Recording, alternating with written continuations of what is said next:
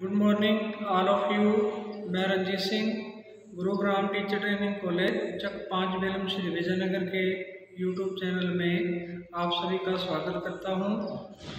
अपने जो है विज्ञान के अंदर शिक्षण विषय का अध्ययन कर रहे थे। तो कल जो अपने शिक्षण विषय विज्ञान का अध्ययन किया था, गणित मैथमेटिक्स कहते हैं जिसको, पेडागोगी ऑफ मैथमेटिक्स, गणित का शिक्षण शास्त्र। तो कल उसके बारे में अपने गणित की जो प्रकृति है, उसकी परिभाषा है और उसका अर्थ है, इसके बारे में अध्ययन कर लिया था। उम्मीद करता हूँ आपको समझ आ गया होगा। तो आज अपने गणित का जो शिक्षण विषय गणित है, उसका टॉपिक शुरू कर रहे हैं। टेक्स्ट बुक ऑफ मैथमेटिक्स, गणित की पाठ्य पुस्तक। ठीक है, गणित की पाठ्य पुस्तक के बारे में आज अपने को पढ़ना है।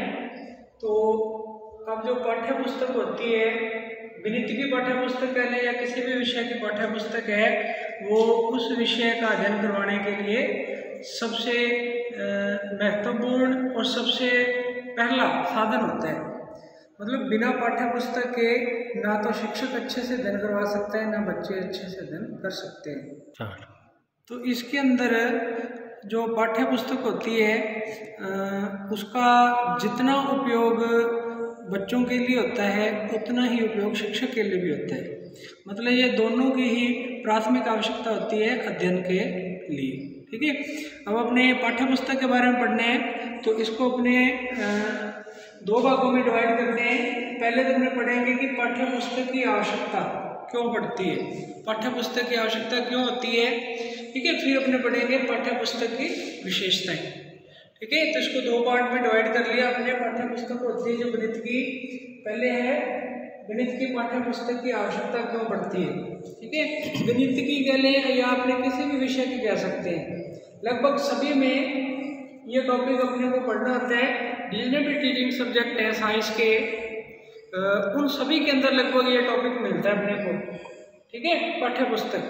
तो किसी भी विषय की पाठ्य पुस्तक है, उसकी आवश्यकता क्यों पड़ती है, गणित के लिए विशेष रूप से अपने अध्ययन करेंगे गणित की पाठ्य पुस्तक के बारे में। अब पाठ्य पुस्तक की आवश्यकता क्यों पड़ती है, इसको दो पार्ट में डिवाइड किया अपने।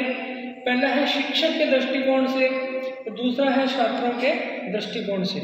ठीक है, मतलब पाठ्य पुस्तक के बारे में आपको मैंने पहले बता दिया कि शिक्षक के लिए भी ये आवश्यक होती है और बच्चों के लिए भी आवश्यक होती है। तो पहले अपने पढ़ेंगे इसके अंदर शिक्षक के दृष्टिकोण से पाठ्य पुस्तक की आवश्यकता, मतलब टीचर को जो पाठ्य पुस्तक है उसकी जरूरत क्यों पड़ती है। ठीक है, शिक्षक के लिए पाठ्य पुस्तक की आवश्यकता के अंदर या इसके दृष्टिकोण से पहला पॉइंट लिखा हुआ है शिक्षण सामग्री के लिए। ठीक है, सब्जेक्ट मैटर अपने इसको कह सकते हैं। शिक्षण सामग्री होती है जो सब्जेक्ट मैटर है, वो दिया होता है पाठ्य पुस्तक के अंदर। करिकुलम अपने पढ़ा था पाठ्यचर्या, तो पाठ्यचर्या का निर्धारण किया जाता है। उसके बाद वो जो पाठ्यचर्या है उसको पाठ्य पुस्तक के अंदर प्रिंट किया जाता है, लिखा जाता है। तो किसी भी विषय की जो पाठ्य पुस्तक होती है उसमें पाठ्यचर्या को प्रिंट करके, मुद्रित करके बच्चों को दी जाती है। तो पाठ्य पुस्तक जो है उसके अंदर पाठ्यचर्या मुद्रित होती है, लिखित रूप में होती है। ठीक है, तो शिक्षण सामग्री जो है वो अपने को मिलेगी किसके अंदर, पाठ्य पुस्तक के अंदर। ठीक है, मुद्रित रूप में होती है। तो शिक्षण सामग्री जो अपने को पढ़नी है, किसी भी क्लास का जो करिकुलम है वो अपने को मुद्रित रूप में मिलेगा उस विषय की पाठ्य पुस्तक के अंदर। तो सब्जेक्ट मैटर जो है, शिक्षण सामग्री है, ये पाठ्य पुस्तक के अंदर दी होती है। तो शिक्षक को किसी भी कक्षा को जब पढ़ाना है कोई भी विषय है, तो उस विषय की जो शिक्षण सामग्री है वो उस शिक्षक को पाठ्य पुस्तक में से ही मिलेगी। इसलिए शिक्षक को पाठ्य पुस्तक की आवश्यकता पड़ती है। इसलिए शिक्षक के लिए भी ये पाठ्य पुस्तक महत्वपूर्ण होती है।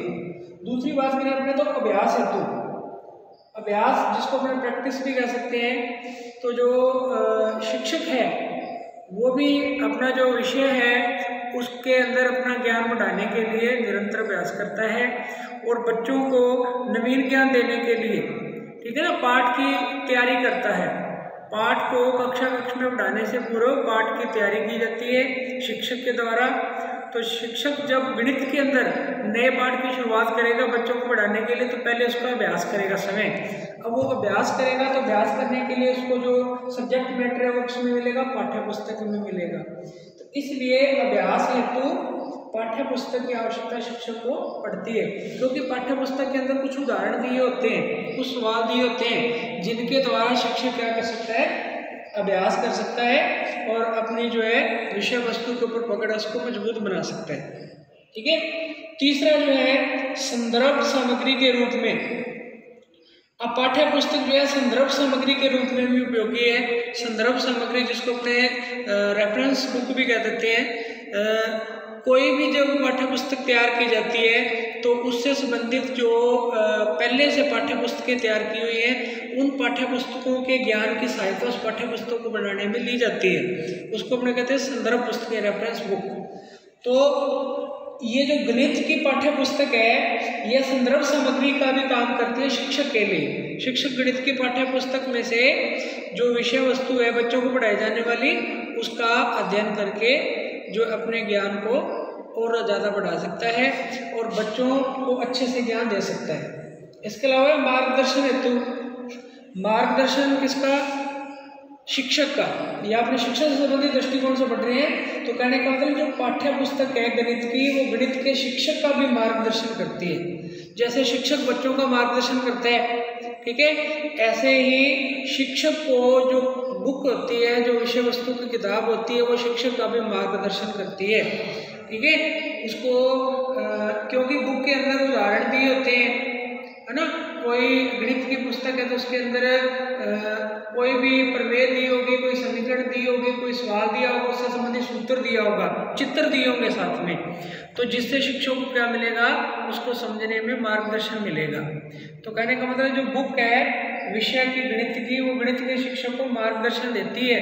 किसका, सवाल को हल करने का, उदाहरण को समझने का, चित्र की सहायता से सवाल करने का, या सवाल की सहायता से चित्र बनाने का।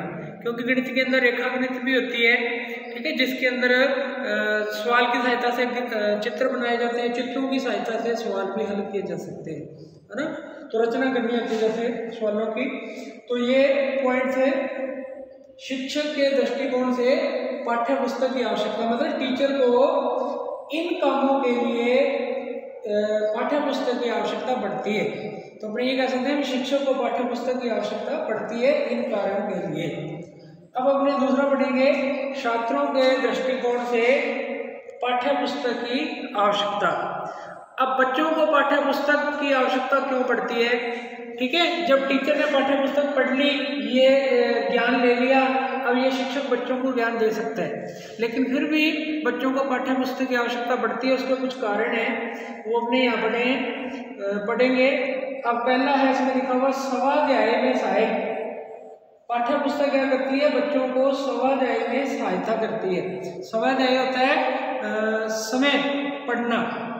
अब टीचर कक्ष में जो कार्य करवा देता है बच्चों को, जो विषय वस्तु का अध्ययन करवाता है, तो बच्चों को लास्ट के अंदर, लेसन के अंदर जो भी पढ़ाया जाता है कक्ष में, उसके अंतिम जो चरण होता है वो होता है गृह कार्य।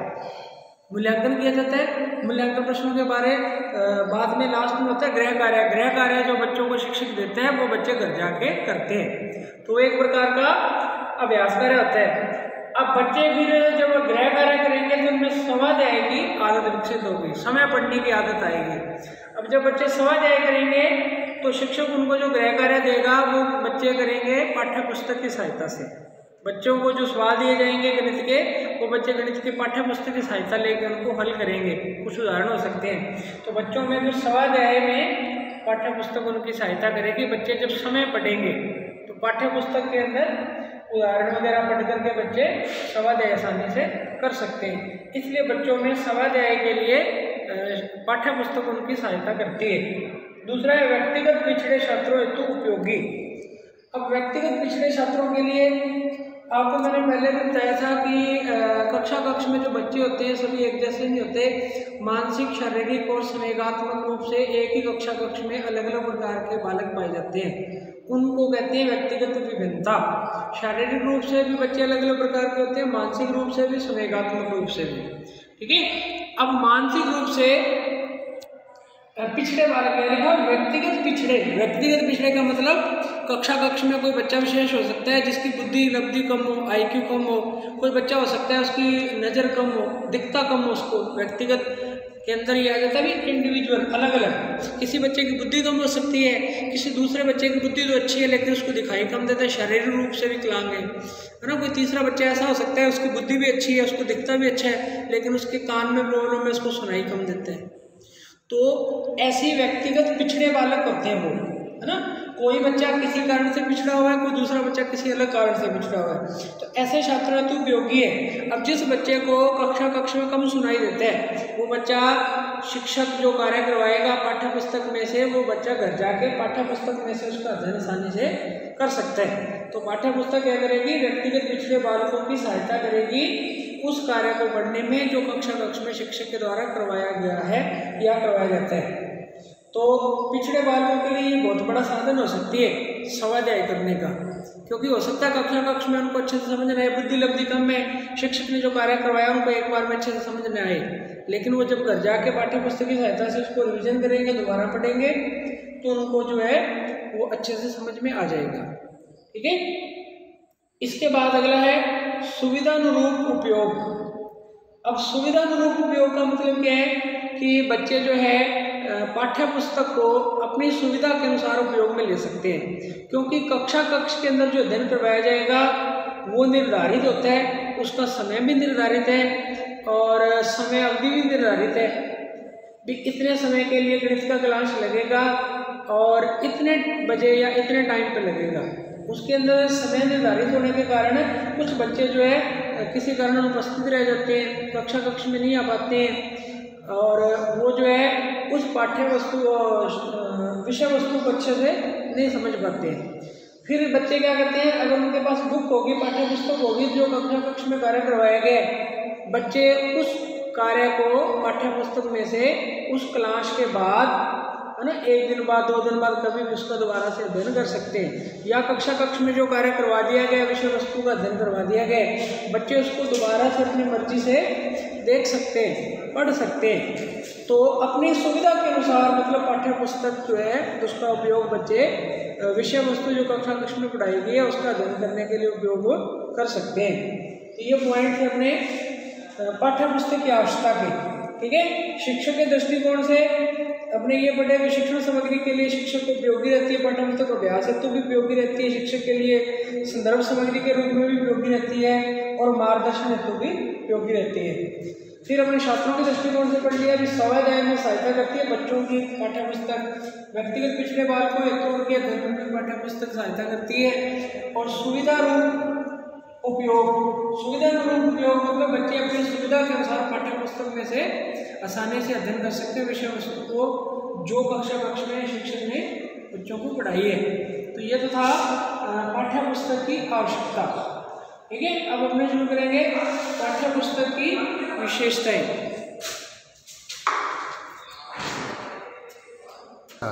तो इसमें अब जो पाठ्य पुस्तक की विशेषताएं इसको अपने 3 पार्ट में डिवाइड करके पढ़ सकते हैं। पहला है पाठ्य वस्तु संबंधी विशेषताएं। ठीक है। पाठ्य वस्तु मतलब बुक के अंदर जो विषय वस्तु दी हुई है, जो मैटर दिया हुआ है पढ़ने के लिए। दूसरा है भाषा व शैली संबंधी विशेषताएं। ठीक है। तीसरा है पुस्तक की आकृति या प्रकृति से संबंधित विशेषताएं। तो पहले अपन शुरू करते हैं पाठ्य पुस्तक विशेषताओं में पाठ्य वस्तु संबंधी विशेषताएं। अब पाठ्य वस्तु संबंधी विशेषताएं जो होती हैं उसके अंदर अपने आ जाता है कि सबसे पहली बात तो पाठ्य पुस्तक जो है उसके अंदर जो सिलेबस है ना, या जो अपने करिकुलम है उसको एक निर्धारित प्रारूप में दिया जाना चाहिए। किसी भी कक्षा की जो बुक होती है, गणित की हो या किसी भी विषय की हो, तो उसके अंदर सबसे पहले जो पहला चैप्टर होता है उसके अंदर पूर्व की क्लास जो होती है जिसको बच्चा पास करके आया उस क्लास से संबंधित दोहरान कार्य दिया जाता है।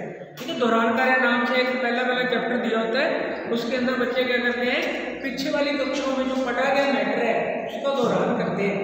मतलब इसका मेन मुद्दा क्या होता है, पूर्व ज्ञान को नवीन ज्ञान से जोड़ना।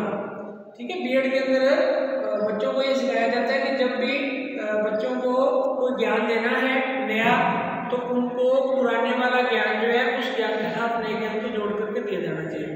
इसीलिए किसी भी सब्जेक्ट की जो पाठ्य पुस्तक होती है उसका पहले चैप्टर दौरान कार्य का दिया जाता है। एक तो ये होना चाहिए पाठ्य वस्तु के अंदर। दूसरी बात पाठ्य पुस्तक के अंदर ये होनी चाहिए कि जो विषय वस्तु दी गई है उसका जो क्रम है वो सरल से कठिन की ओर होना चाहिए। पहले जो है सरल जो विषय वस्तु के अंदर अपने कह सकते हैं जो टॉपिक दिए गए हैं वो पहले सरल होने चाहिए, फिर उसके बाद औसत होने चाहिए, फिर कठिन होने चाहिए। ये नहीं कि प्रारंभ के अंदर कठिन जो है टॉपिक दे दिए गए हैं विषय वस्तु के अंदर और बाद में सरल दिए गए हैं। तो एक निश्चित क्रम के अंदर होने चाहिए, सरल से कठिन की ओर उनका निर्धारण होना चाहिए। ठीक है, फिर विषय वस्तु के अंदर ये भी आ जाती है जो विषय वस्तु दी गई है उसके अंदर जिस भी विषय की विषय वस्तु दी है, जैसे गणित की पाठ्य पुस्तक है तो उस विषय के संपूर्ण ज्ञान के उसके अंदर टॉपिक होने चाहिए। मतलब उसके सभी जो उप विषय कह सकते हैं अपने या सभी जो उसके पक्ष है विषय के उनके संबंधित टॉपिक होने चाहिए। जैसे उदाहरण में बता दो, गणित के अंदर भी बहुत सारे पार्ट डिवाइड होते हैं। जैसे अंक गणित होती है, बीज गणित होती है, रेखा गणित होती है। तो कहने का मतलब जो पाठ्य पुस्तक की विषय वस्तु होगी उसमें गणित की जो सभी प्रकार के जो विषय वस्तु है उसका समावेश होना चाहिए, है ना। फिर विषय वस्तु के अंदर जैसे गणित की पाठ्य पुस्तक की बात चल रही है तो इसके अंदर रेखा गणित के अंदर जो चित्र होते हैं, है ना, उनका समावेश होना चाहिए। फिर इसके अलावा इसके अंदर उदाहरण दिए हैं बीच बीच के अंदर। पाठ्य पुस्तक के अंदर गणित की पाठ्य पुस्तक में कोई भी नई प्रश्नावली आती है, नया आता है, उससे पहले उदाहरण दिए जाने चाहिए, दिए होते हैं और दिए जाने चाहिए ताकि बच्चे उन सवालों को आसानी से हल कर सकें। फिर इसके बाद जो प्रश्नावली दी होती है जब ये खत्म हो जाती है उसके बाद अभ्यास कार्य के लिए प्रश्न दिए जाने चाहिए। विषय वस्तु के अंदर ये भी बात आ जाएगी अभ्यास कार्य उसके अंदर दिया जाना चाहिए। अभ्यास कार्य के अंदर कुछ सवाल दिए जाएंगे जिसको बच्चे समय करके देखेंगे, शिक्षक की सहायता लेंगे और बच्चों को आसानी से समझ में भी आ जाएगा। ठीक है, तो ये पाठ्य वस्तु संबंधी विशेषताएं हैं जिनका अपने पाठ्य पुस्तक की विशेषताओं में अध्ययन करते हैं। दूसरा अपने पास है भाषा व शैली संबंधी विशेषताएं। तो जो गणित की पाठ्य पुस्तक है उसके अंदर भाषा और शैली संबंधी क्या विशेषताएं होनी चाहिए। भाषा का मतलब आप पाठ्य पुस्तक के अंदर जो दिया जाएगा मैटर विषय वस्तु दी जाएगी उसकी जो भाषा है वो सरल होनी चाहिए, बच्चों के मानसिक स्तर के अनुरूप होनी चाहिए ताकि बच्चे उसको आसानी से समझ सकें। अगर कोई कठिन शब्द आते हैं बीच में तो उनका अर्थ विस्तार से दिया जाना चाहिए। जो भी कठिन शब्द है पूरी पाठ्य पुस्तक में लास्ट के अंदर उन कठिन शब्दों का अर्थ और उनको अच्छे से समझा देना चाहिए ताकि बच्चों को समझने में दिक्कत ना आए। फिर भाषा के अंदर बात आ जाती है कि जो इसकी मुद्रण सामग्री है उसके अंदर उनकी अक्षरों की बनावट वगैरह का भी ध्यान रखा जाना चाहिए, है ना। और शैली संबंधी विशेषताओं में आ जाता है जैसे छपाई वगैरह होती है, कागजों का मुद्रण होता है, प्रिंटिंग वगैरह, उसका ध्यान रखना जाना चाहिए कि ना तो वो ज़्यादा डार्क होनी चाहिए और ना ज़्यादा लाइट होनी चाहिए, है ना। फिर उसके अंदर उचित दूरी होनी चाहिए शब्दों के बीच में। जो शब्द लिखे गए हैं पाठ्य पुस्तक में उनके बीच में उचित दूरी होनी चाहिए। उनकी बनावट ना तो ज़्यादा बड़े हो ना ज़्यादा छोटे हो। ठीक है, कहने का मतलब इसके अंदर जो चित्र दिए गए होंगे पाठ्य पुस्तक में वो आकर्षक होने चाहिए। ठीक है, कुछ चित्र ऐसे होते हैं उनको अपने कलर के द्वारा भी अच्छे से बना सकते हैं, तो ऐसे चित्रों को कलर का उपयोग से भी बनाया जा सकता है। तो कहने का मतलब पाठ्य पुस्तक की जो भाषा और शैली है वो बच्चों को प्रभावित करती है ना। ये आकर्षक होनी चाहिए, भाषा भी ऐसी हो बच्चों को आसानी से समझ में आ जाए, आकर्षित करे, और शैली भी। अगर ये दोनों चीज़ें अच्छी होंगी तो बच्चों का पाठ्य पुस्तक के प्रति लगाव बढ़ेगा, उनको समझने में आसानी रहेगी। तीसरा बात हो जाती है इसमें पाठ्य पुस्तक की आकृति और प्रकृति। हमें इसको दोनों कह सकते हैं, आकृति भी कह सकते हैं, प्रकृति भी कह सकते हैं। अब पाठ्य पुस्तक की जो आकृति होती है इसके अंदर आ जाता है पाठ्य पुस्तक का जो भौतिक स्वरूप है ना। एक तो पाठ्य पुस्तक का साइज, कितने साइज की पाठ्य पुस्तक है, ना बहुत ज़्यादा बड़ी होनी चाहिए ना बहुत ज़्यादा छोटी होनी चाहिए, है ना। बच्चों की मानसिक आयु और शारीरिक आयु के अनुसार में पाठ्य पुस्तक का जो आकार है वो निर्धारित किया जाता है, क्योंकि छोटी क्लास के बच्चों के लिए पाठ्य पुस्तक की आकृति अलग प्रकार की हो सकती है, बड़ी क्लास के बच्चों के लिए अलग प्रकार की है। फिर पुस्तक की आकृति के अंदर उसकी जो जिल्द वगैरह आती है वो आकर्षक होनी चाहिए, क्योंकि छोटी क्लासों में विशेष रूप से छोटी क्लासों में जो बच्चे होते हैं वो इन चीज़ों से आकर्षित होते हैं। अगर जल्द जो है पाठ्य पुस्तक आकर्षित होगी, रंग वाली होगी, उसके ऊपर कुछ मैटर प्रिंट होगा, है ना, कोई डायग्राम बने होंगे, तो छोटे बच्चे इन चीज़ों से आकर्षित होते हैं और उनका जो है पाठ्य पुस्तक के प्रति जो लगाव बढ़ता है। ठीक है, फिर पाठ्य पुस्तक के करते हुए अपने बता सकते हैं कि इसकी जो छपाई वगैरह है, जो अपने इसमें भी पढ़ सकते हैं, दोनों के अंदर आ जाते हैं, वो भी अच्छी होनी चाहिए। और इसका जो है मूल्य भी अधिक नहीं होना चाहिए, सभी बच्चों की पहुंच के अंदर ही होनी चाहिए। ठीक है, इसका जो मूल्य है वो भी इसका इस प्रकार का होना चाहिए, सभी बच्चे इसको आसानी से खरीद सकें। तो ये पाठ्य पुस्तक ये गद्दी के बारे में थी। तो मुझे आपको सारे पॉइंट अच्छे से समझ आ गए होंगे। पाठ्य पुस्तक की विशेषताओं में 3 बातें हैं: पाठ्य वस्तु संबंधी विशेषताएं, भाषा और शैली संबंधी विशेषताएं और पुस्तक की आकृति संबंधी विशेषताएं, इनका वर्णन। और इससे पहले हमने पढ़ा था पाठ्य पुस्तक की आवश्यकता।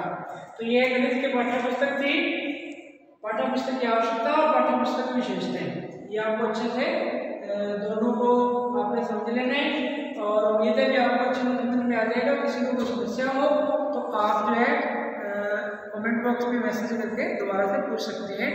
बाकी कल अपने नया जो शिक्षण विषय शुरू करेंगे। थैंक यू, धन्यवाद।